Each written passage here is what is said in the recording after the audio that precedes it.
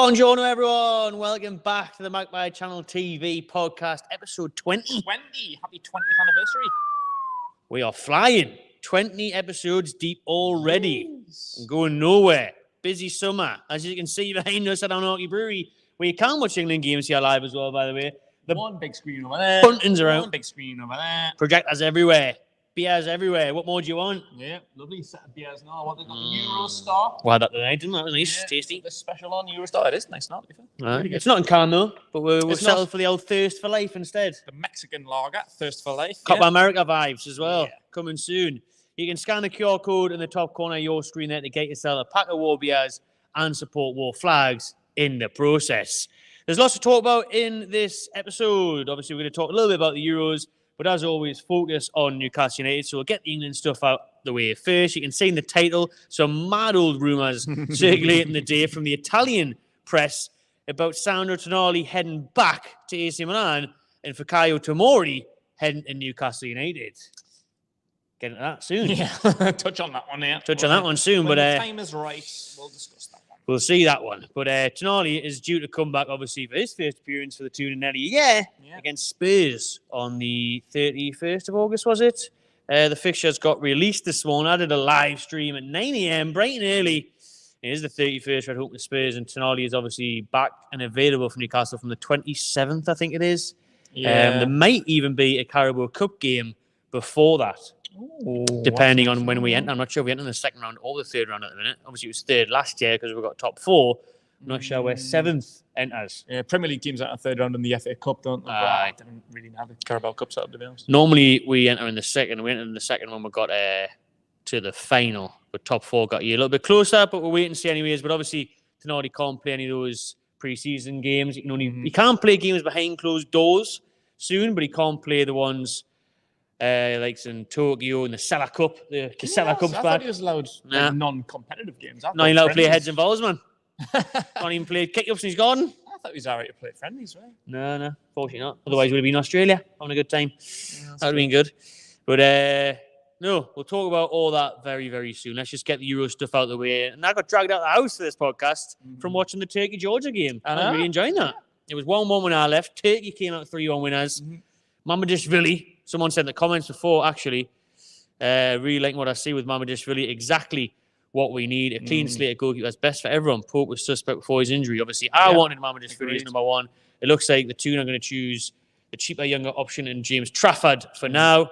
But Managerial looked really good. Georgia looked good, surprisingly. Going forward, anyways. Defensively, they were awful. But could you have? Otherwise, it would have been 6. Aaron, who's in here as always. Or Gula, what a player, by the way. Yep, the young Real Madrid Turkish kid there. Yeah, he's good. Looking dangerous out on the right flank. Even an Ian as well, as always. Okay, then. Let's talk about the Euros. Kind of little roundup. Then the England game was on Sunday night. We got the job done. We won 1-0, but everyone's still flapping. Yeah. Oh, were you overreacting? I mean, sort of, but mostly I think it's kind of warranted. Like I said, we won 3 points. We're currently top of the group, so not really a whole lot to worry about. And typically, England normally do start slow, like especially the first game. Like, when was the last time we really done well in the first game? Never ever. My memory's shocking at the best of times, but let's try and track back. I remember which one it was. Was it 2010 World Cup? We drew with USA 1-1. We drew with Russia, first game of 2016. Yeah. Last one, I don't think we've done well. Last one was 1-0 now. And then the one before it was 0-0 against Slovenia or something, wasn't it? Something like, I can't remember. But yeah, like we normally start slow. The group stages always make you think, like, if we start coming up in the knockout rounds against some of the big boys, we're going to absolutely flunk it. Yeah. So this is not so surprising. But yeah, I kind of get the frustration, and particularly with Southgate, with his negativity. That was a lot that went right in that game. There was a lot of positives to take from it. I think defensively, I was really, really worried about the defense, but I thought they'd done well. I thought, okay, he had a great game. Stones. Like, Winar Stones is a good centre-back. Declan Rice helped sweep up and all. So, yeah, it was all right. Like, it wasn't that bad. It's obviously just the frustration is fit, getting the right people in. Like, people were frustrated by Foden. And it wasn't Foden's fault. Everyone knew they shouldn't be playing left wing.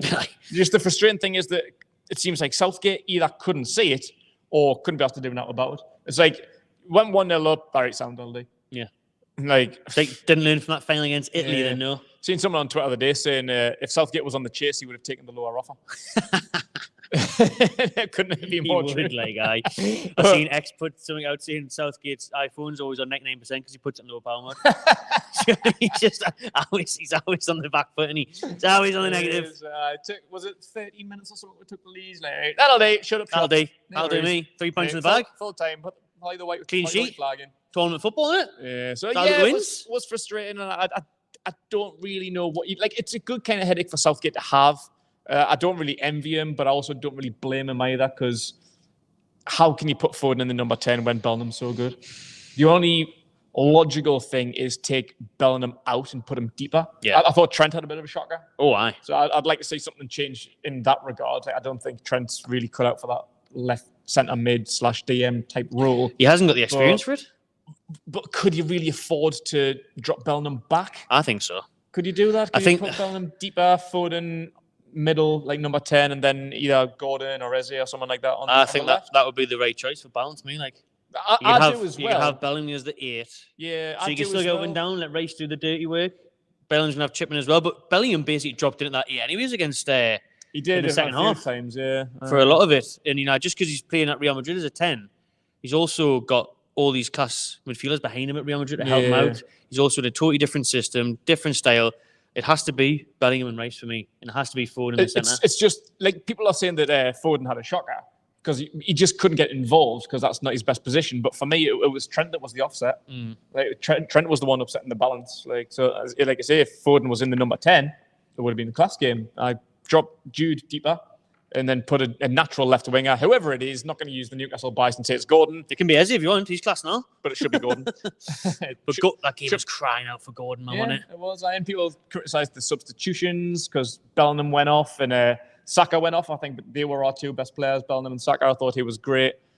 People questioned why it was Bowen and not Palmer. But again, it's all good problems to have because offensively, we're stacked. It's just defensively, pretty shallow. Like the options there are pretty shit. Like we haven't got a natural left back that's been fit within the last 3 years. No, it doesn't help. I don't know, left back, right back, even. Who's the backup option? We've got Trent and Trips. Yeah, but they're in the starting 11, not playing. Not in the right positions. You got 3 players there, not in the positions that really need to be in the positions. I know, but Trips has to play left back because, like I said, we haven't got not one that's fit and match fit at least. Anyway, Trips had a good game. Like I'm not going to slit Trips, but it is just the balance of the team. Like, but yeah, defensively we're not deep enough, quality enough. Up front, we've just got far too much option, and that's why people were frustrated not to have seen Palmer and Gordon when the game was crying out for us. And we've got Bowen and who else came on? I can't remember who the subs were. Who came off? Kobe Mainu came on. Yeah. So yeah, I understand people's frustrations, but it is the first game, and we are top of the group. We got the win. It was boring, horrible, negative, defensive. Just what we expected. So yeah, as long as we can push on. Denmark's a tricky game. I think Denmark's a very good team. So yeah, see how it goes. Like we'll continue to judge Southgate as the games go on. You knew the first game was going to be shite. It always is. And I will say about the performance that it was very poor second half. I thought first half, no, we were great. And I thought you're right. You know, Southgate just puts it into neutral, sit back, job's done, let's just roll down the hill. Instead of being like, right, let's go into 4th, 5th gear now, score 2-3 goals. Let's bring on the one of the best players, top goal scorers last season, Cole Palmer maybe. Yeah. Let's bring in Anthony Gordon, who's been playing out of his skin for Newcastle. Yeah. Let's bring on Eze. I'm not saying all of them at the same time, just one of them would do. Yeah. One of them would be nice. Conor Gallagher came on as well. He actually did alright, to be fair. He did, to be fair. I'm not a big fan at all. Trent came off. I don't mind Gallagher. I don't mind him at all. The balance is better with that. It was. Agreed. But yeah, I don't really rate him that highly. It wasn't like the sexiest of subs that he could have made. Like rattling off the players that we could have brought on. Gallagher wouldn't have been my first choice. But you're right, it did give that balance, but it still didn't give Foden that balance. Foden was still just void of any creativity. This is stinking of golden generation. Golden generation vibes where you're having to play Scholes on the left. Yep. Lampard used to go out on the left and wear the number 11. Jarrod used to play right wing. Like, all of these things is like, oh, we're making the same mistakes over and over again, where we're going to look back at this tournament in 10 years' time, 20 years' time, like we're doing now with these early 2000 ones, and be like, yeah, Foden was doing great in that, but can't blame him, not going to blame his reputation. Is it better just to put him on the bench, maybe bring him on for Bellingham if you're going to keep Bellingham in the 10, and then actually start with a left winger? Start with someone who actually plays that bastard position and does it so well. 100%. This has just been England, as you just mentioned, a million times over the years. Like, just forcing personnel in, Jarrod's, Lampard's, Scholes, he's putting them out of position, and it just doesn't work. Like, can I get the balance? Did you see? It was a couple of weeks ago now, but did you see Kevin Phillips's comments about playing for England a couple of weeks ago? No, Kevin Phillips. Yeah, so the 99-2000 season coming into the 2000 Euros, Kevin Phillips won the European Golden Boot, not just the Premier League Golden Boot. He wasn't the best scorer in England; he was the best scorer in Europe. Won the European. For who? Sunderland. Really? Yeah, I think he scored 30+ goals. Bloody hell! European. I think they called it the Golden Shoe. He won the European Golden Shoe. But yeah, it was rightfully so named in the England squad, as you should be. Probably should have been starting, because the quality that we had, like your Shearers, your Owens, and whoever else we had, Sheringham. I don't think Ian Wright still played at that time, but Andy Cole, like the players that we had, like I think we fell out of the group stage, and Phillips didn't play a minute. Didn't even get off the bench. You're the top goal scorer in Europe, and you can't get a fucking minute for a team that went out of the group stage. Not even bringing him on with 10 minutes to go is mad. But that's what I mean. Like that tournament would have been crying out for a goal scorer. You've got the fucking best one in Europe on the bench. Put him on. Like that. That's what. Like, that's something big enough, Phillips. Now, you know what I mean? Mack him. Exactly. And I didn't want to bring that up, but England, it's relevance. Like, you're not like the game's crying out for like a Gordon or a Nezi or Palmer, and we're not doing it. Even Ollie Watkins scored shitloads of goals last year. Kane was limbering about the place, slow as out. He looked pissed. Look, he had 10 pints of this fucking Citra Stone. You know, he was knackered, man. And he didn't out all game. He didn't have much to feed off, and he had that header tipped over. But, you know, you just look around and you think, this is against Serbia. Just freshen it up, man. Yeah. Going for it. I will say the Gallagher sub worked a bit. Yeah. But I seen him at St. James's Park, and he was crap. I didn't rate him at all. He's hit and missy, isn't he? Like, he's a good player. Like, when he was at Palace, he was class, and we were strongly linked with him, and I would have loved him. But I don't know. Like, he's had the captain's armband for Chelsea. Mad. And they seem to love him because he's a bit of a local boy, but yeah, he's just a bit overrated, really. I think he's very overrated, he obviously had that great loan spell at Palace where he was good. I'll tell you who I do wish we had a signed, and who probably isn't going to get any minutes at this Euros, but would offer perfect balance in that midfield as well, is Adam Wharton. Yeah. He's literally the player we're crying out for, to allow Bellingham and Rice and Foden to do their thing. And then, you know, you've got Wharton sitting there who would literally be that 6. He is exactly what Newcastle need now when he would talk about the Bruno issue and that. He'd be the perfect. And we're linked with him. We just didn't want to pay the money. Apparently, it was Dan Ashraff that said not to go for him. So, cheers, Dan. Did you see England's social media account? I don't know if it was today or yesterday, but I only seen it this morning. They were asking Declan Rice to name all of his teammates, but describe them by one word. So I watched it through, and for Wharton, his word was silky. Oh, was it? So for like a deep line midfielder, silky on the ball, smooth with it. Adam Palo. Yeah. So I quite like that one. I quite like that one as well. But I will go back to it. Leadership. Did he? That's about right now. In other words, old. Anyways, just joking. Anyways, with that in mind, I will say we're heading to Thursday's game against Denmark, where win that and you are through. Even draw, you're probably through, especially with the way this Euros is working out, especially with their first game being a draw. And just reflecting on the first game, it isn't the be-all and end-all, the first game. It's how you get momentum into a tournament. Yes, it's nice to start playing well from the off and whatnot, but you only have to cast your mind back to the World Cup. I mean, Argentina lost the first game against Saudi Arabia. Yeah, absolutely. Gone on to win it. Now, the issue is we haven't got Messi.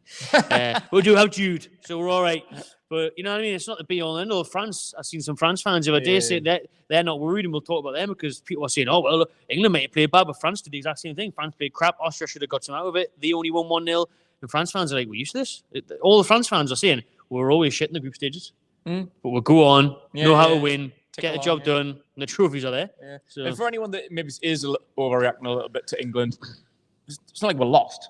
mean, what actually did win the game? It's just you just wanted a bit of a better performance. You just wanted the game to go better and not be so negative after going 1-0 up after 13 minutes. But we won the game. Like, we're talking as if we got fucking beat. We didn't even draw the game. Which even then, it shouldn't cause a meltdown. Yeah. There's still 2 games to go. But man, we won the game. We're top of the group. Like, let's not hit the panic button just yet. I know the game didn't go well and the subs were a bit poor and the balance just was off, but won the game. So won the game. It's not the worst. I will agree though. Like, listen, the performance wasn't great. Wasn't good enough. There was some things that are wrong, things that need to be worked out. But this is tournament football. Long way to go. Keep the faith. Yep. Keep it going. Even though we all know how it's going to end. Right, and so how will Denmark go then? Okay, that's the next game, Thursday night, 5 o'clock. Denmark, obviously, great story the other day. Christian Eriksen scoring that goal after what happened in the last few Euros. What a story that is. Yeah. What a story. Like, that's something out of a movie script, that, like, isn't it? Denmark, they got Rasmus Højlund as well. They've got a really good team. To be fair. Yeah. I think this game should be more exciting. Probably should be a bit more open. Yeah, I think Denmark will go for a bit more. The best team in this group, bar us. Like, they'll give us like the stiffest competition. Stiffies. Danish stiffy. Danish stiffies, I love it. But yeah, like, they've got like a good group of players. I'll try maybe just pull up that team from the other day. Yeah, like, I forget, to be fair, exactly like Kasper Schmeichel still gone. He is. Schmeichel started. So Joachim Andersen. Højlund, Anders Christensen, Joachim Andersen, Jannik Vestergaard. It's Højlund, Christian Eriksen, Christian Norgard from Brentford, Thomas Delaney, Kasper Dolberg, Yusuf Poulsen. Like, it's a decent squad. Like, it's pretty good. Who's that? Simon Kjær. Kasper Dolberg. He went for a bit of money back in the day, and all. Yeah. Right, Kjær, the centre back now. He went somewhere. What about who's this? Because everyone was talking to me about was Jonas Wind. So he got an assist there. People were bigging him up, wanting to watch for this tournament. Alexander Barr, I've heard his name, and I don't really know who he plays for. Or great name, that. I've heard his name, yeah.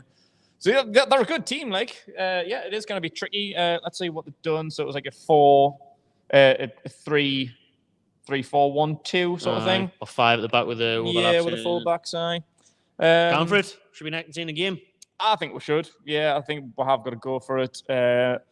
I do think we'll probably play the same team. I think that's maybe why he was making the subs. I think Bellingham and Saka went off to just kind of freshen legs because they come thick and fast. Like, it's not like Premier League. You don't get a week. You get like 4 days off. Like, so they come quick.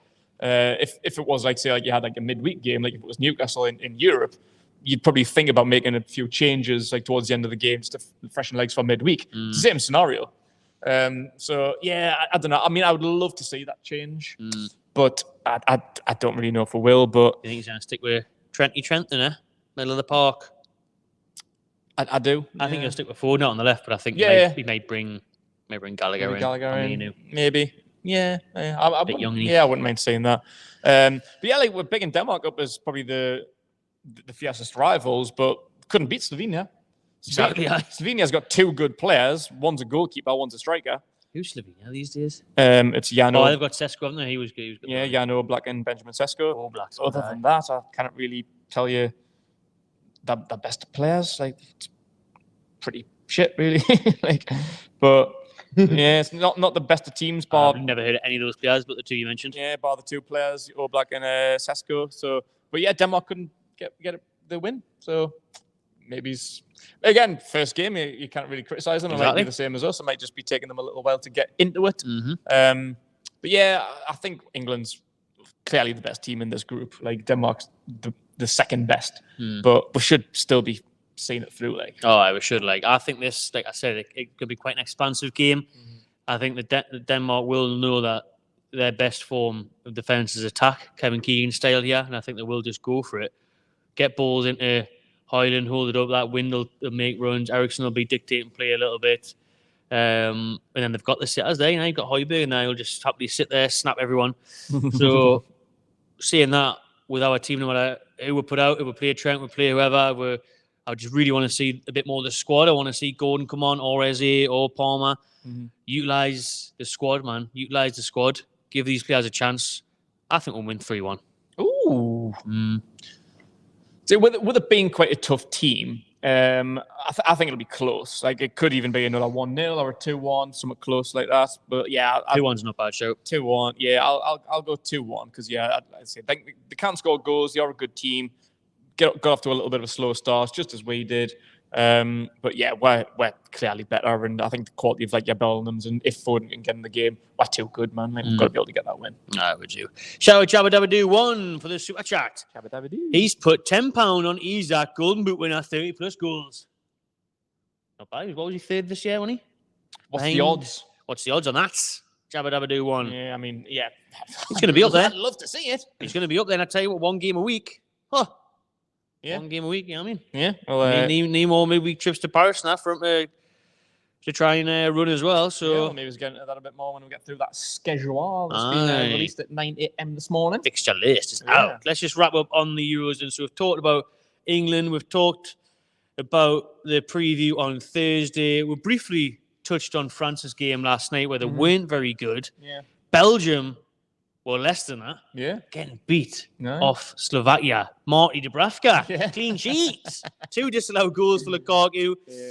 And that is statistically the biggest upset in Euros history because of the rankings of where both them teams are. You wouldn't really see it on paper, would you? But I watched the game. I had it on in the background at work, and I'm sure the commentator said that they're third in the world. They're fucking not. Like, exactly. There's no way. Like, yeah, No that way. stat may be in the stratosphere, but who does them FIFA rankings? Because Belgium, like 10, they've been there for years, haven't they? 5 to 10 years ago, I would have said like, yeah, Belgium are maybe is one of the top teams in the world, but flopped every tournament. Like we mentioned it last week, like their golden generation's been and gone. Like they've fucked it with like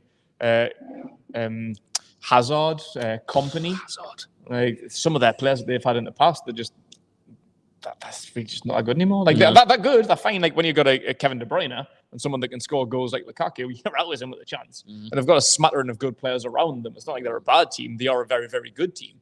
But in among the likes of England, Spain, Italy, Germany, France, they're outside of that bracket for me. They are they really flopped. 5-10 years ago, they would have been right in the middle of that bracket, but not anymore. That world ranking system is a bit crazy, like.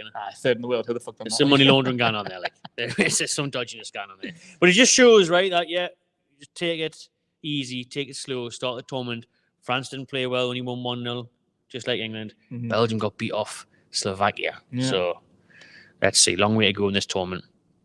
Right then, let's combine the both before we just focus fully on Newcastle United. We're going to look at England and Newcastle because reports came out a few days ago that the FA are going to seek to speak to Eddie Howe if Gareth Southgate leaves this summer.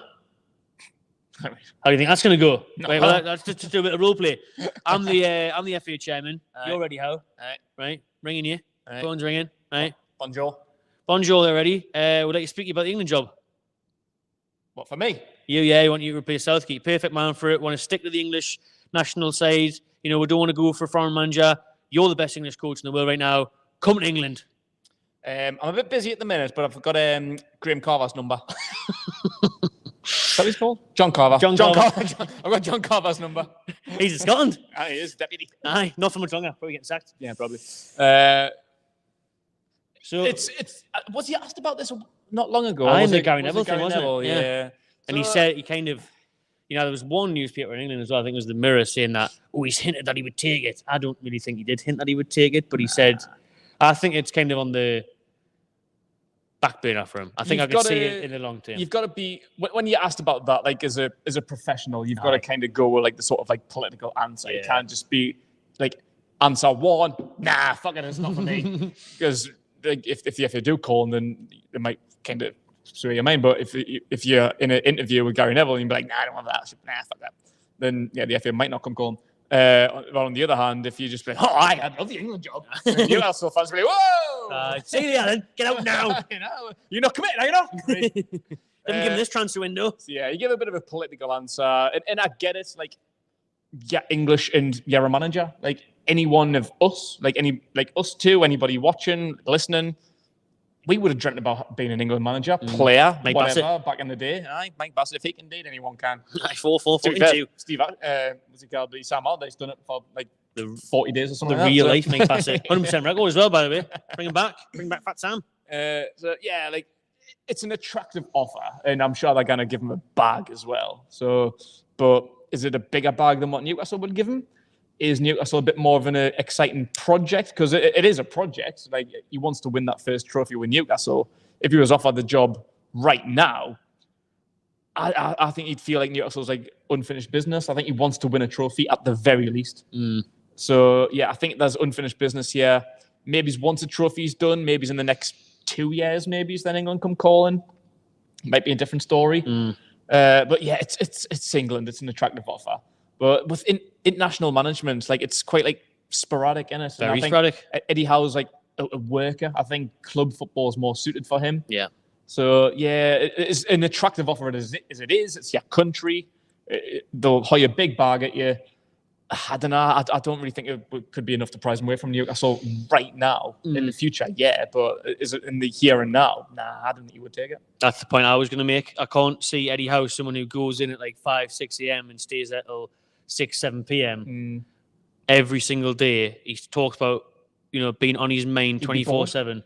How's he going to deal with an international break every 6 weeks? Like 1 or 2 games for 1 week in September, October, November. Nothing until the following March. This is the current international breaks for next season. So there's one in September for 2 weeks.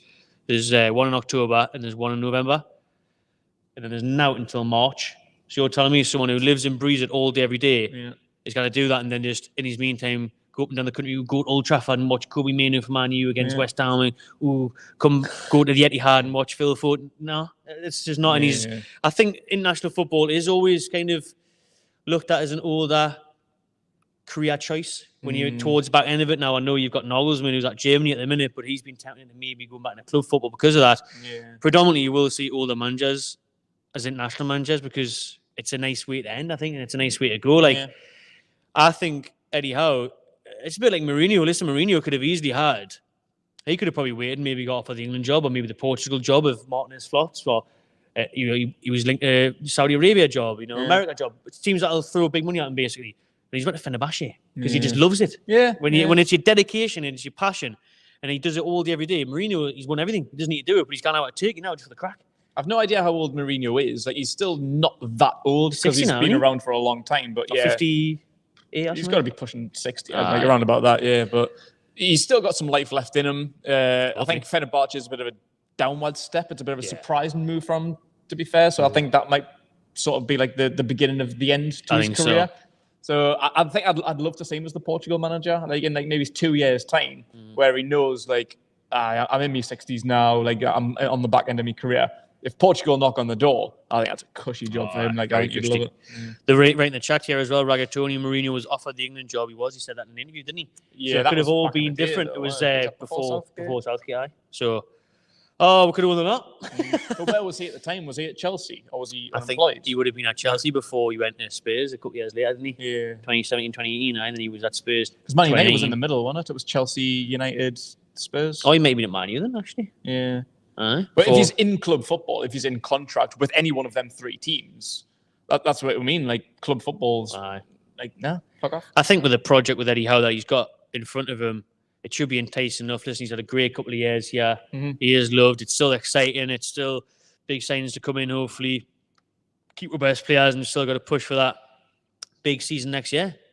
Go for top 4 again, go for a cup again. So I think there's just too much there right now. Yeah. Oh, saying that though, we're seeing that from Newcastle fans' point of view. Eddie Howe might be looking at it and thinking, bloody hell, the England job. To manage England, to manage these players that can go in and work with Bellingham. Yeah, Bellingham, Foden. Work with some of the best players in the world and have the whole country behind us and then have a World Cup in USA and in Mexico in 2 years' time and be one of the favourites to win it. Ooh, I fancy that. So listen, only Eddie Howe knows what his decision would be, but I'd hope that he would stick to Newcastle, stick to the project, and I could see Eddie Howe definitely in the future being England manager. Hopefully it's at least 5-10 years time. He's the best of English. Like, if you narrow it down, like there's no one better really for the England job than Eddie Howe. Who else is up there in the mix? Manager. Like Graham Potter. Yeah. I don't know. Any youngsters? I can't even think of anyone. Graham Potter. Who else is in the Premier League? No, any of the ex-players. There's not many, isn't there? Like Rooney, Jarrod, Lampard, absolutely fucking see, all them, you would have thought, Jarrod did a good job at Villa. Yeah, they would have been perfect. But Rooney's at Plymouth. Yeah. You know what I mean? And he probably gets sacked from there by Christmas. So, yeah, hopefully Howe doesn't go there and we'll see what happens. But Gmail out there, the member, shout out for being a member. So Southgate's salary is higher than 13 Premier League manager. I think he's on 3 or 4 million a year, isn't he, Gmail? And I think Eddie Howe's on like 1.5 or something. So, yeah.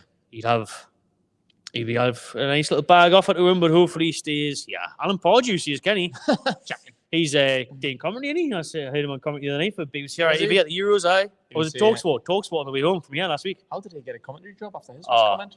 I know. Gets away with it. Have Joey Barton on next. Joey Barton for the job, actually. Crystal Rovers legend. Why not? Right, then let's move on from the three lines, and we've done half an hour on England. Let's talk about Newcastle United. What we're all here for. What we're going to do that for? So, Fixtures got released this morning. Keg, I did a nice 1 hour live stream. We had nearly 500 people watching, so shout out for that one. And it was a great stream this morning where I reacted live to the 2024-25 Premier League fixtures. We'll kick it off with newly promoted Southampton at home on August the 17th. Away to Bournemouth after that, straight back down to the South Coast. Means we're going down with Southampton. At home to Tottenham rounds up August the first month. And that is obviously the return of Sandro Tonali. Yes, it is for AC Milan, according to Italian media. Doubt it. And then going to September, Wolves away and Fulham away, finishing with Man City at home. So there's the first 6 fixtures before getting to the key dates, Keg. Thoughts on the opening 5-6 games? Nice, to be fair. Like I really like it, and maybe to push on a little bit further. Like I'm looking at these fixtures and thinking that actually are really, really nice. Top of the league. We started last season with was it City away, Liverpool at home, or was it vice versa? No, I think it's Liverpool. Villa, City, then Liverpool. Wasn't it? Yeah, Villa home, City away, Liverpool home. Yeah, was that it? Yeah, so. Then Brighton away. Yeah. Yeah, that was a tough start. I know the game went well against Villa, but on paper, when it comes out, look at what Villa done. They got top 4. I was like, fuck, and Brighton came off the back of a really good season. No, then first 4 games, stinking, didn't they? 3-0 against Brighton. That was bad. But away, obviously we can look back on it now in hindsight. But even them first 4 games, on paper, after the back end of the season before, Villa and Brighton finished really, really well with the Liverpool and Man City sandwich. That's not a sandwich on being, really. It's not. But yeah, I'm looking at these fixtures, and honestly, it's mad to say, but and it's not going to happen. But I don't really see a game that we're guaranteed to lose until February. February, because we've got both. We've got both City and Liverpool away in February. They're the games that we're pretty much guaranteed to lose. But even the good teams, we've got at home, which I always fancy we're for. So Tottenham, we smashed them at home. Bring them on. We've got City at home.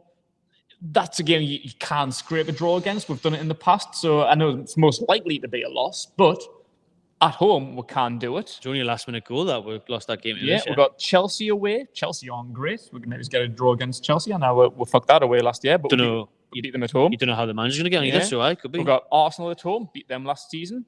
We've got Liverpool at home. We've had draws against them in the past. Again, a likely defeat, but you never know. New manager. No idea what to expect. We've got Man United away. They're a bit shite. We should have beat them last year. Again, a draw would be fine. Spurs away. You never know. So, yeah, City and Liverpool away are 2 dangerous ones. We haven't got them until both within the month of February.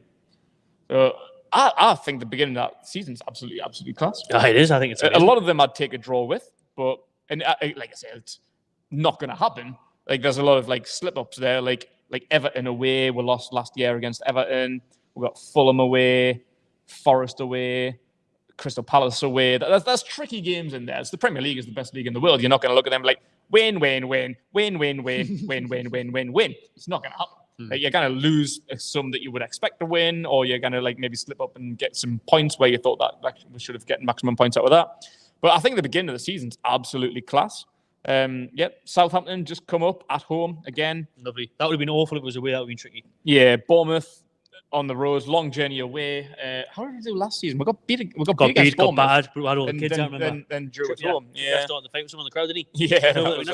Got news. Spurs at home, absolutely smashed them last 2 years in a row.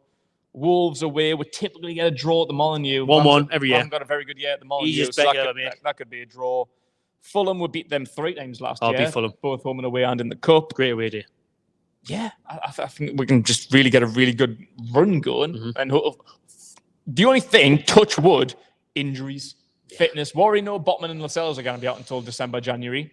we haven't made any signings. Well, we've got Lloyd Kelly, but we haven't made any like big signings yet. So we don't even know what our squad's going to look like come the Southampton game.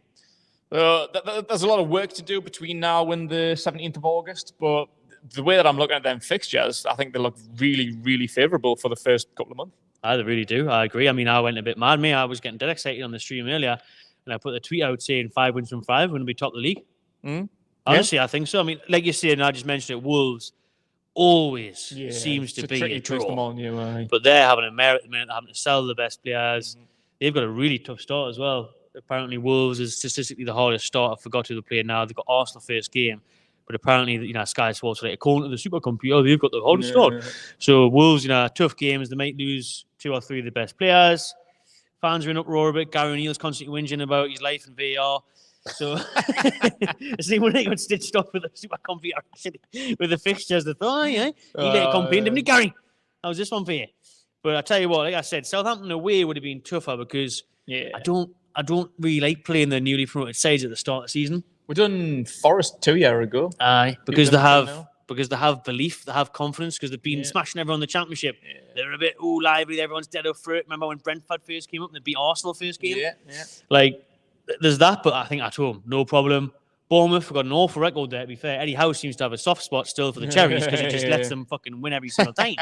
But this time it's different, right? We've recruited Kelly now. The Lloyd Kelly, Eddie Howe derby.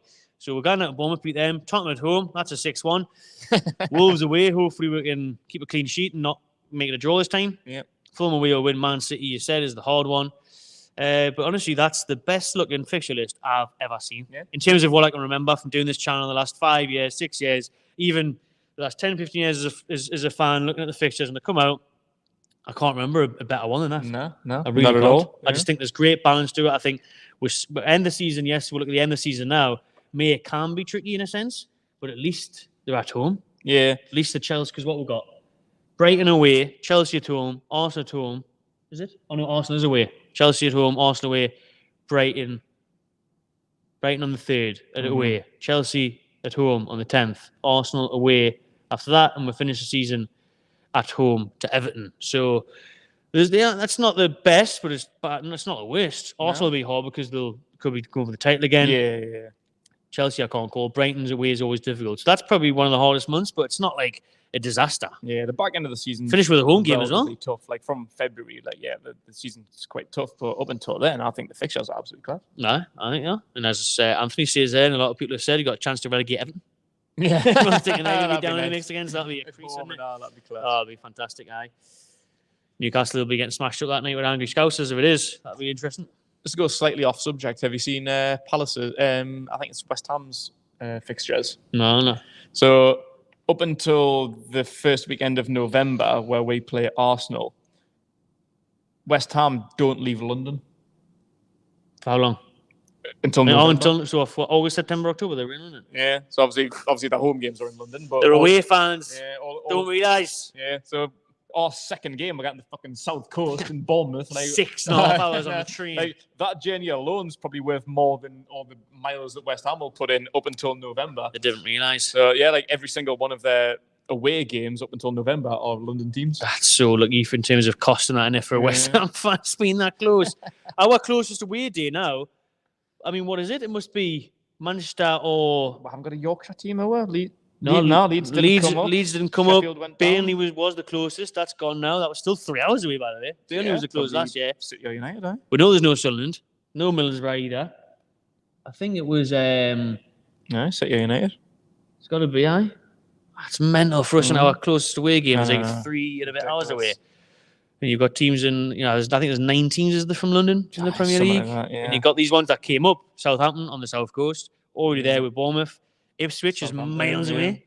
Southampton, Bournemouth, and is it Brighton, 3 South Coast teams. Ipswich is absolutely miles. We need more northern teams in it. We do, But, aye. So that's why I wanted Leeds to come up. I do like Leeds. I think Leeds are a good historic Premier League team. I like them more than Southampton. Always a fierce game as well, isn't it? Good fans, good stadium, good history, and that close. Good night out and all. Good city. I agree. So I think Leeds should have come up just because I think it's easy away day. But definitely cheaper. Closer, good night out, good fan base, good stadium, good history. So yeah, I really wish Leeds had came up over Southampton because that's another. When actually is the away game? Oh, it's in January. Awful. End of January there, look. Yeah, 25th of January. Be snowing, trains will be cold off and everything. Absolute mission. That's not good, that. No, you got to me. I wanted to go back for the uni reunion. But that's an awful time of year to go down there. Another notable date that everyone always looks for in the fixture calendar is Boxing Day, and we're at home for that as well. Yeah, nice. We have been Tret, Aston Villa. Listen, they're going to be Champions League. Loads of games in December as well, and that's the busiest month. 6 games scheduled for December. Yeah. And we're playing Villa on Boxing Day, where they would have been through a grueling group stage campaign. How do you fancy that one? Please, that game? That hasn't been away on Boxing Day. Yeah, it is. Especially with travel. I mentioned travel. To be fair, you know what it is? Like, the Christmas, I think there's like normally like a cup game somewhere stuffed in there now, so that'll like congest it a little bit more. But the positive thing for us, at least, is that we're not in Europe. So, yeah, we're coming up against Villa on Boxing Day, who will be in the Champions League. Man United on the 29th, who will be on the... are they in Europa League. Europa League. Thanks to the FA Cup win, Keg, stitching us off. Yeah.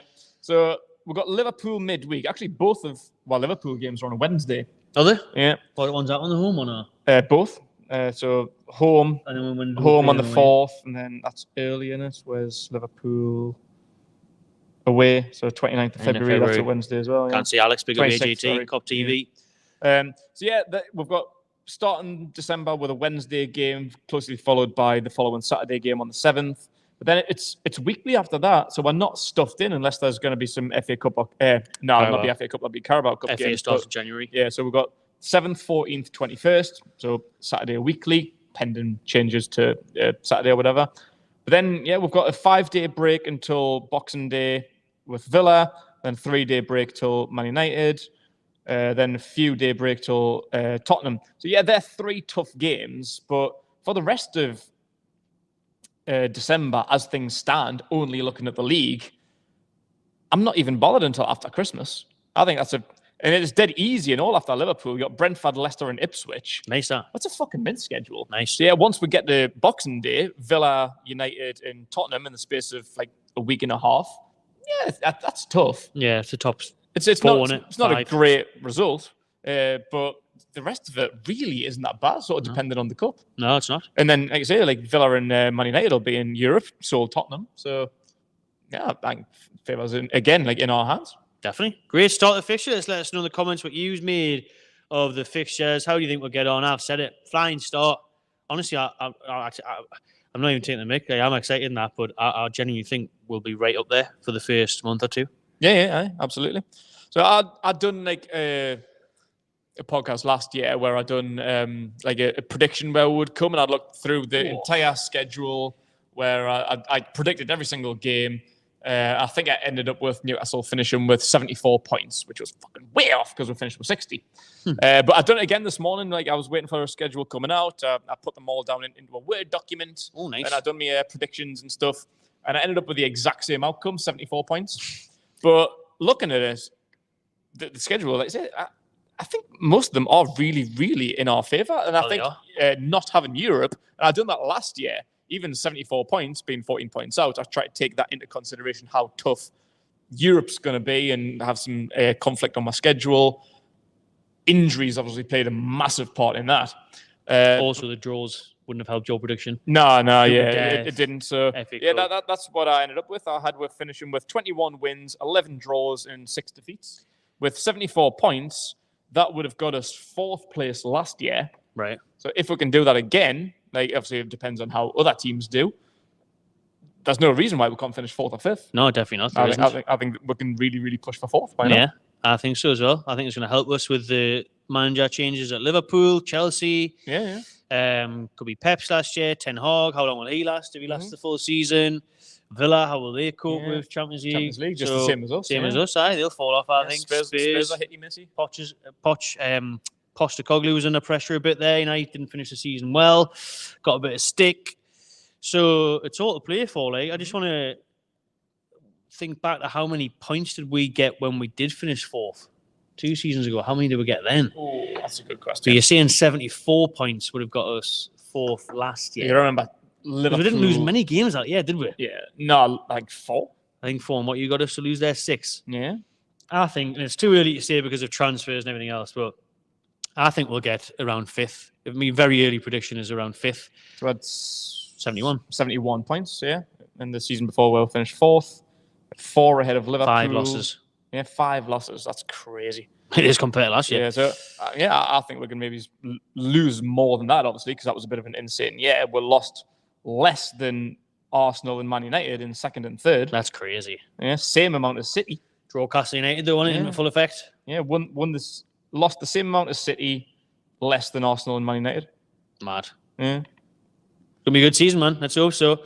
Shamrock saying there, 74 points would have got you the league title 20 years ago. You're not wrong there. You really would have. Let's dive into the next topic then, Keg. We've talked about the fixtures for the upcoming season. Let's go into some transfer news. Dortmund's new boss. It's that Nuri Sahin. How old does that make you feel, first off? Yeah. That's Turkish ex-Liverpool player. Honestly, these players that are becoming manager. We talked earlier about Rooney, Gerrard, Lampard and that. But now you just see everyone that's popping up becoming a manager now, just all over Europe, like the Dortmund gaffer, and you think, oh, I remember him. He used to play him on FIFA and used to watch him on Match of the Day, and then now he's a manager and I feel really old. Yeah, no, but he's only 35. He's young gaffer. Not that old. He's done good, because I think he had a job, maybe he's in Turkey, I think it was. Then he came in to be, I think, Dortmund's assistant last year when they made that change, and then just been promoted to the first team job. I'm sure you'll get on Harry. That's where he came from, didn't he? I think that's where he signed from Liverpool. Came from Dortmund for Liverpool, So one thing we don't like about him, though, is that he apparently wants to sign Yankuba Minta. This is, of course, if they can't sign Jadon Sancho from Man United on a permanent deal, which is looking very likely. Apparently, it's a bit of a tricky one for Man U this summer because Ten Hag's staying on. Not the news that Sancho would have wanted. They obviously had the big falling out. He wouldn't apologise. Neither would apologise. They couldn't make up. And they can't afford Sancho really on a permanent. Malmer on instead. Let's hope so. You can have Miggy instead. I'm afraid if you I thought you said Miggy, not Minta. Sorry about that. Sorry, lads. Oh, trust in it. He's great. Look at his highlights. Scored against PSG. We'll sign the contract, 40 million. There you go. There you go. Champions League experience. What more do you want? So, they can't afford Sancho, basically. Man U probably want to loan him again. They want to make some money back. They're not going to play him. So they're eyeing Minta up as right winger. We know that we might have to sell Minta, if you believe the reports, before June 30th to recoup some financial fair play money. You're obviously not going to like that news either, Keg. Minta's number one fan. No.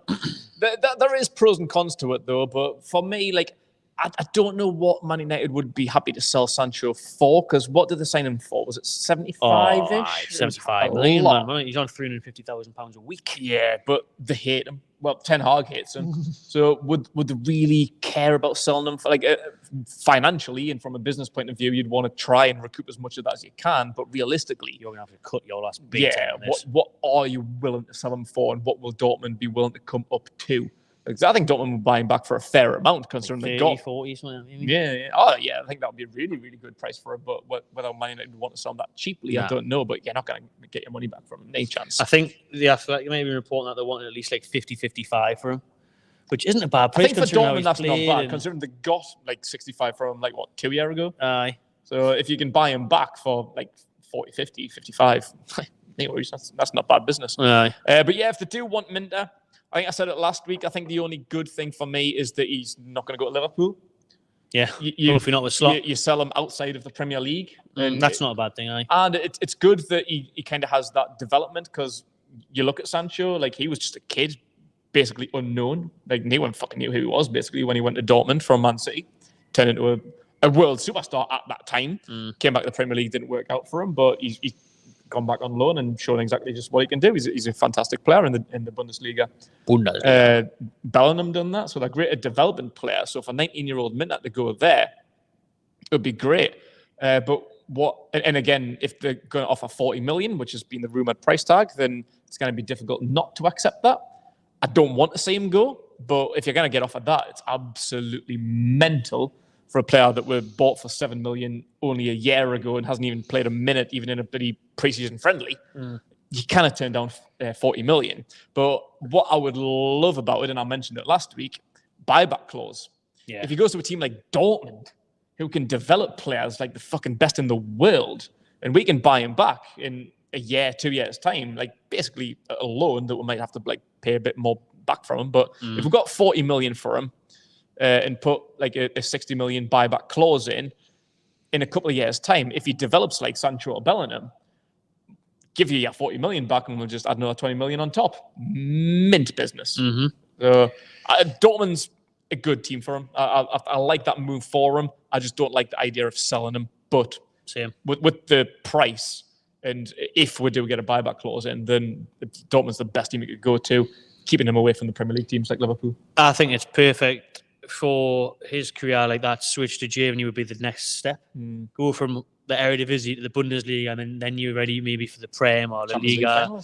Exactly, aye. So I bet he would be excited by that move. You mentioned what was said last week was the 40 million price tag. Now they're reporting that it would probably be close at like 20, 25. Wait, fuck off them.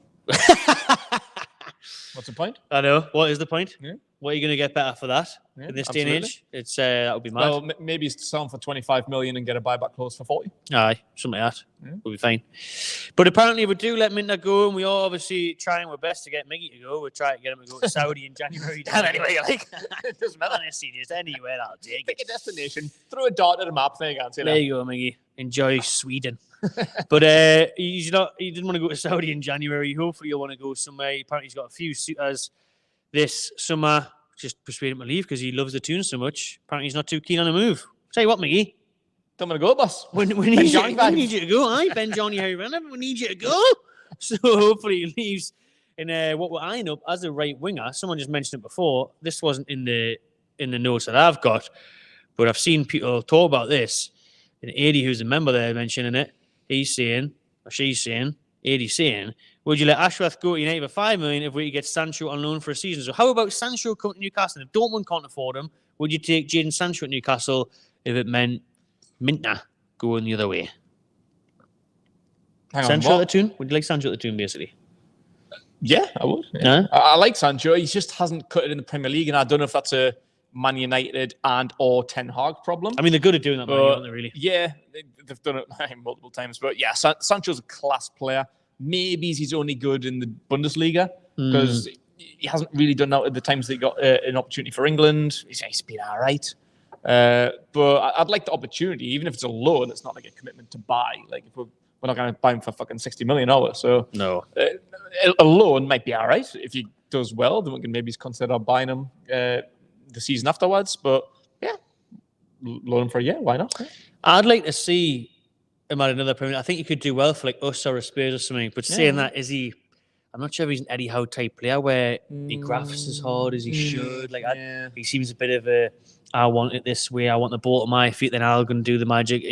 I'm not sure how much of a team player he is, but I'd give him a chance, listen, especially if we haven't got the money for it. But it definitely wouldn't be a loan deal. Like if we can't afford FFP signings and stuff, if we get him in on loan, then why not? Definitely wouldn't be my first choice because who is Michael Olise? Came out last week, Keg, that we have actually officially approached Crystal Palace for the signing of Olise. It was us, Chelsea, and Bayern Munich. He's got a 60 million release clause. We've tried to talk to his representatives. Listen, he's very highly sought after this summer. When you've got Chelsea going for it, they can offer him more money. Got German giants, Bayern Munich in there. Obviously, I think he wants to move to Man U, is what reports have said, because he's a Man U fan, but they haven't came with him yet. Maybe they will. They managed to get Sancho off the books. Olise is linked. However, like I said, if Chelsea got him instead, that would then free up some space in the right wing because Chelsea, they have got plenty of options out there. And one of them is Madueke, the young right winger. Obviously played last season. He played for England at youth level, did very well. Let's just talk about those two names first in the right wing before we get into a couple of other transfer rumours on that side. What do you make of Olise? Could we get him for that much when Chelsea not are in for him? It's difficult because of the release clause, and I don't understand what happened last year because I'm sure Chelsea triggered it last year. Did I? And then he just decided to stay, I think. I don't know. I don't know if you can do that. If that's in your contract, I don't really get how.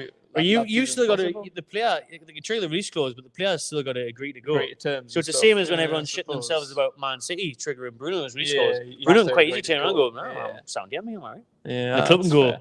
A bit like Miggy, really. There was a £30 million offer on the table from Al Shabab in January. The club accepted it, and Miggy's like, nah, staying here. Family's here, settled now. Don't want to go. Yeah, with Elise, I think with the competition, like I think Newcastle's obviously a great project and a team on the up that can like go somewhere and win things in the future. Chelsea's probably going to pay more, as they've done with absolutely everyone in the past 2 years, just spending absolute mad money, just getting anyone in because they can. Tossing out a Rayo. Yeah.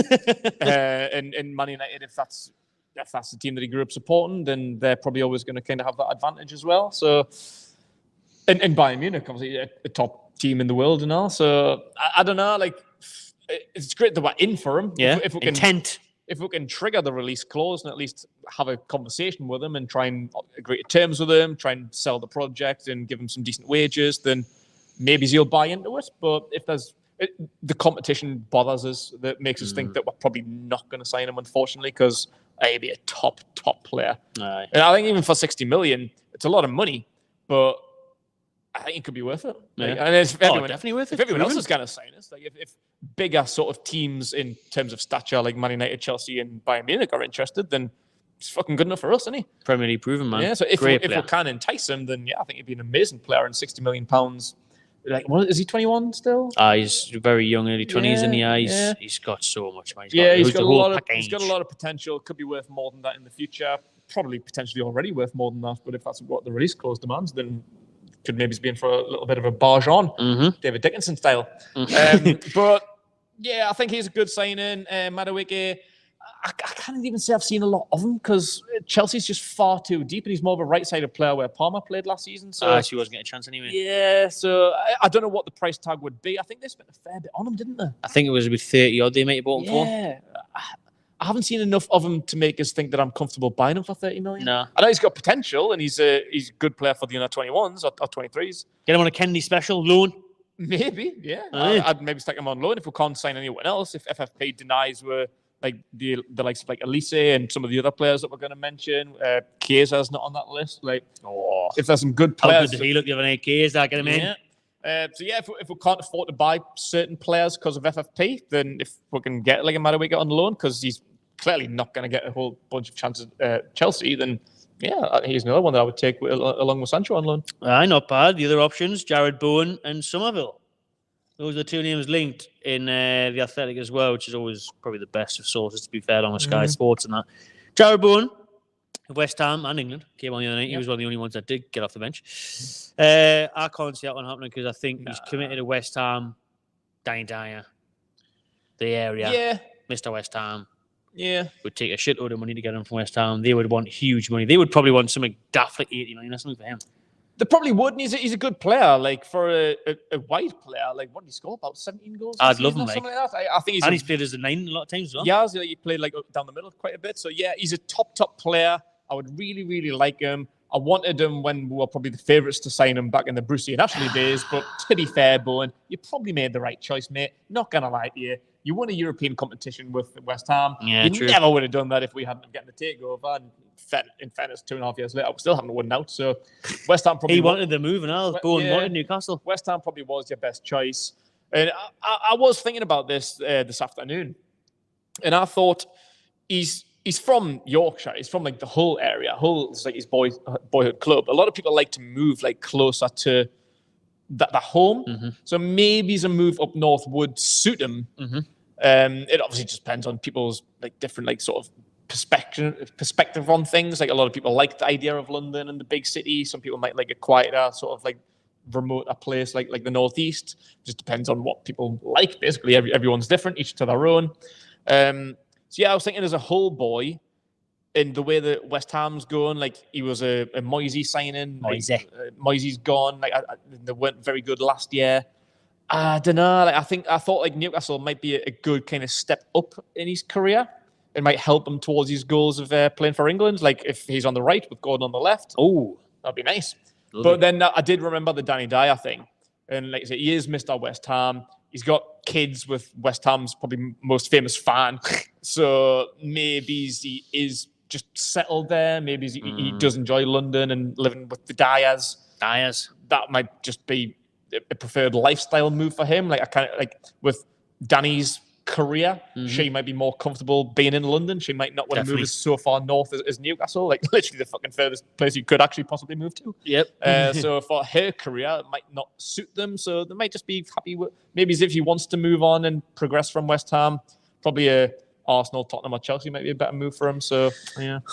I was going to say, if we were in the Champions League again, something like that would maybe bring him up north as well. Yeah, that could be a game changer. Do you know what I mean? If you could offer him Champions League as well, but it was this time last year and wasn't FFP, maybe you could offer him maybe a lot more money. A couple of years time, then maybe so.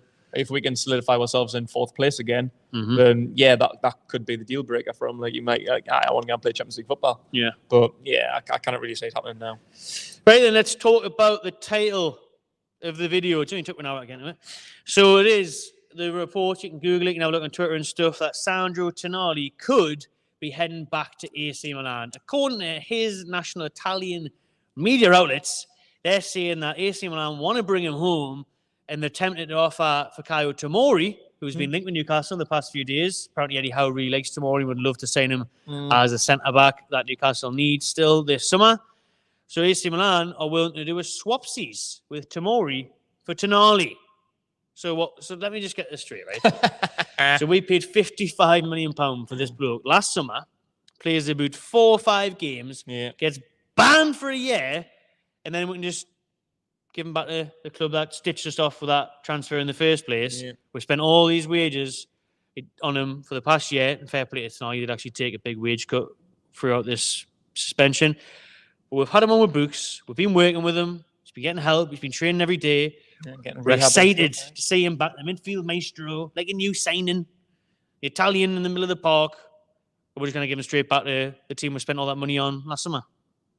What a load of bollocks that is. Yeah, can't believe what a load of bollocks. That's the best. That is the best and worst transfer room I've seen so far this summer. There's been some good ones. It's a good one. Oh, it's a doozy.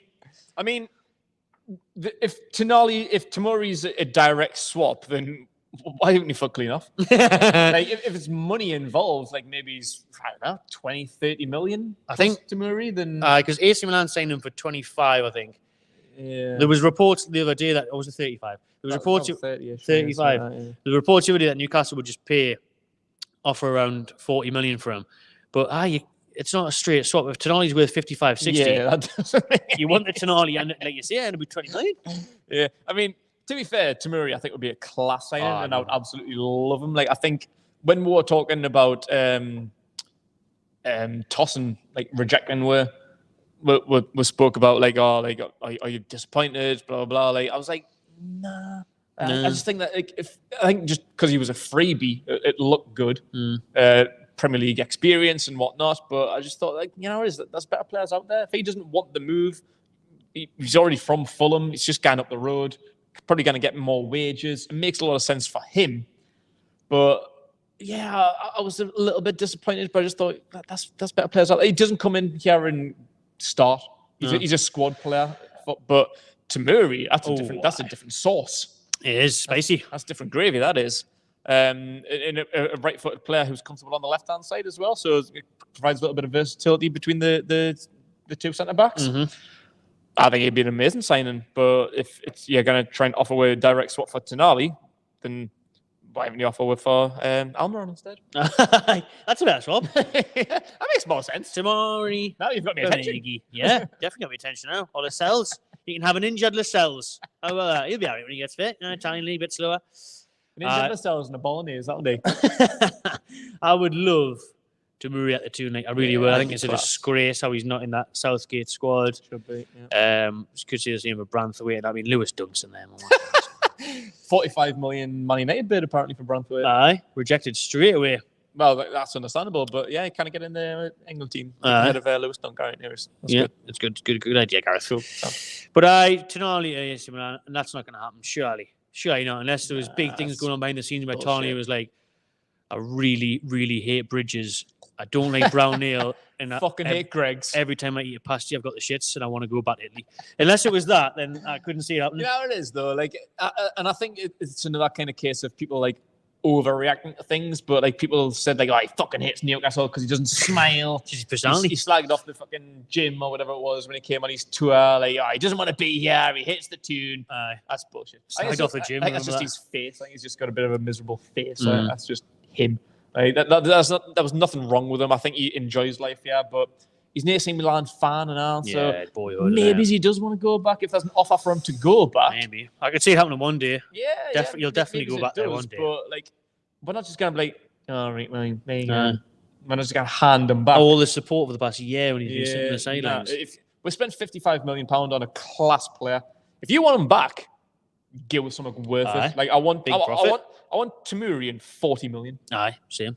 Yeah, not just. Or I want a good profit. Easy. I want 70 million now. I want at least 15, 20 million profit on it. Absolutely. Yeah, you're not just going to get him handed back there because he's had a suspension and he's been a little bit of a disappointment. But he's gone through his rehab. He's been open and honest about absolutely everything. We're looking forward to getting him back. So yeah, you're not just going to have him handed to you. Definitely no not. Chance. And what he does love is Weatherspoons. He loves the Weatherspoons. Can't get them, Milan, can you?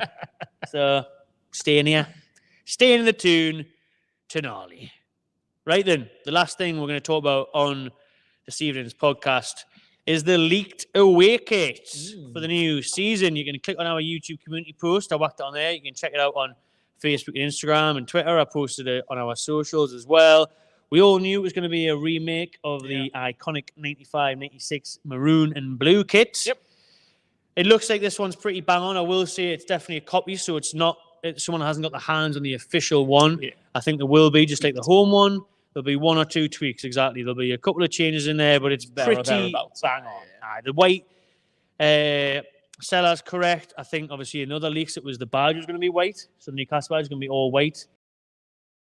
Kits lately, we've seen on away kits lately where even the green one, the badge is green. The blue one, the badge is yellow. So was it the same one that were done in 18-19, was that like solid gold? Gold badge, and with the gold 28 as well, and the gold Puma. So, that's there and thereabouts, the away kit. What do you think of it, Keg? Are you happy with it? Because some people are on the hand of, taking money, amazing. And other people are saying, I just have been lazy here, just remaking things, and it's not as good anyway. I see that side of it, to be honest. I do, and I do like it. Like, it is a little bit of nostalgia. It's a bit of the club's history, so I respect that they're bringing it back. Like, it was their design, it was an Adidas kit. If the made the remake of the home kit from 2001, and if the third leak is what it is, that's a remake of was that the away shirt of 2001 as well? Was that same season? The white and green third kit. So I do like it, but it mentioned in the 18-19 one, we have done it recently. So it does seem sort of recycled a little bit. Like we've had a million kits. Like maybe it's like the denim one. That would be good. From that same year, that was the third kit, I think, that year. Or was that the home shirt before? That was the home shirt before from 95, 96. That would have been good. Because like you never done anything like that before. Since Puma have done it in recent times, it's not as like unique or as special now, is it really? So there's other ones. Plenty they could have remade. What was the other one, I think? I might be thinking of the white one. No, the blue one. The blue one. I think 98, 99, it was like silky blue and orange, silky blue and yellow one. Solano. That was the shit. I don't think we've ever done anything like that before. Nah, get that back. Get the different materials back. Remember when these football kits used to mix things up with them, like you said, denim or silk. Now it's always just the same thin, crappy material that you sweat loads in. You know, so like I do sweat my tits off. Oh, you do? I literally just be sitting there for 10 minutes and I'll just start sweating. I think I'm going to pass out. I don't know what's going on. I haven't even moved. So something different would have been good. I get why people say that. I like it. It is nice. Yeah, I do like it. No doubt. Buy it. But at the same time, fair enough, Isaac just came back this year. Maybe they're going to touch of things. I probably didn't give a shit what Puma did 6 years ago. Nah, but what I would like to see going forward is something new. Because I don't want just to constantly be like, oh, remember that kit people like 20 years ago? Let's just do a new one of that. Let's just I want to make new ones now. So these have got new memories. And then in 20 years' time, we'll be like, oh, that kit was lush back then. You don't want to constantly be hanging on to like nostalgia. The 90s. How good was the entertainers? Like, bring out kits and bring out new designs for these new players and create new memories in them. Absolutely, I agree. And that's why I like buying like kits. Even in the Ashley days, and I know it was controversial, but like people were like, oh, boycott. And I absolutely agreed. What was it they used to call people when they came out of the club shop with with a shirt. It wasn't Snab or Scab. You're buying the shirts off Ashley. You scab. Yeah. At least we're not in that era anymore. Yeah, I didn't buy many, to be fair, because I think, in all honesty, I think football shirts are way overpriced these days. But I did buy a few. Well, everyone was like, "Oh, I'm not giving Mike Ashley my money, so I'll buy them from DHgate in China." Yeah, but like, fair enough, man. I like buying original shirts because of nostalgia. Like, if you have a good season, like which we didn't under Ashley, to be fair, but I like having the originals because like if you keep them for like back in the day, like I don't have any of my like 90s shirts or early 2000s shirts, and I wish I did. I know, same. But so that's why I like to buy like the originals. So like if in 20, 30 years time, like the takeover shirt, I didn't get the takeover shirt until I think later on in that season. But even though it wasn't the best of seasons because we're in the bottom three for the majority of it, I had to buy it because like it was the takeover. It's them scenes, like the fans like celebrating outside St. James's, like by like the Shearer statue and whatnot. Like Howe holding it up. Yeah. Could you see so that's why I had to buy it because like it's a memory and it's a part of history. So I'd rather have the original than a DHgate special. Yeah. But yeah, like that's why I like to buy them. But yeah, like you say, like remakes are cool, but like make new memories. Like if we have a kit, like a brand new idea that nobody's ever had before, say a pink shirt, whatever. We had a pink away kit, but we fucking won the league in it. It's history. Yeah. It'll be one of the most memorable kits in Newcastle history. So yeah, just do something new and fresh. Because funny enough, when we won the championship, which was the last thing we had Adidas until this year, everyone always goes on about the yellow one, don't they? The custard cream kit, the banana kit, the stripes, lifting. But what is great about it is when you see that kit, you think of a young Andy Carroll. You think of a Peter Lovenkrands, a Kevin Nolan. We had like a sort of like Norwichy shirt. Like was that like 90? Like maybe 89, 90? A yellow and green one. That was alright. Green Alls. I mean, it wasn't, but it was like sort of like historic that we haven't really done well before. Like we've had quite a few orange shirts in the past. But yeah, we haven't done one like that before. But you're right, and I like what you said about the kits because to be fair, right, this year, obviously I got all 3 kits from last season, all with the Champions League badge on the side, the green, the blue and yellow, the home one.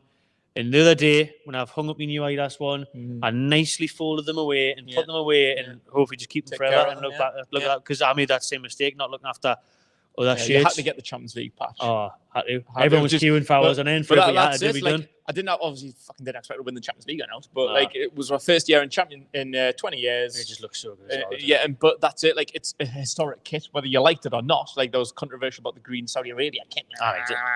Bollocks. But it was a historic kit because it was my first year back in the Champions League under the takeover. Eddie Howe, blah blah blah. It's a historic kit already. Like we don't even need to think about 20, 30 years time. It is. It's already historic. Definitely is. There we go then. That'll do for Kit Talk. That'll do for tonight's podcast. Thanks very much for everyone that has tuned in to this week's episode. Remember, every Tuesday, live at 7 p.m. Apart from next Tuesday. It's the England game. Yes, it is. Yeah. What's the plan? Doing Wednesday, maybe? We'll do Wednesday instead, I guess. Yeah. Yeah, because you can't do Mondays, can you? Monday isn't very good for you, so we'll probably do... Not very good for me. We'll probably do Wednesday, because at least we'll have the England game and stuff to talk about as well. So, yeah, no podcast next Tuesday night, because we'll be hosting events and watching the England game. So, on the Wednesday, we'll be back, probably at 7 o'clock as well, but keep your eyes peeled. Actually, we did book it in, last week, to be fair, didn't we? With told Scotty. It was going to be on the Wednesday. So Wednesday. That's already booked in. So Wednesday at 7. Wednesday at 7 it is. But we'll be back, as always. Subscribe to my channel TV. Daily content throughout every single summer transfer window, every day, basically. You know the score. Any Newcastle United news, this is the place to be. So smash a like on it, subscribe, hit the bell, and enjoy yourself. Enjoy yourself. All right. Good. Raymond.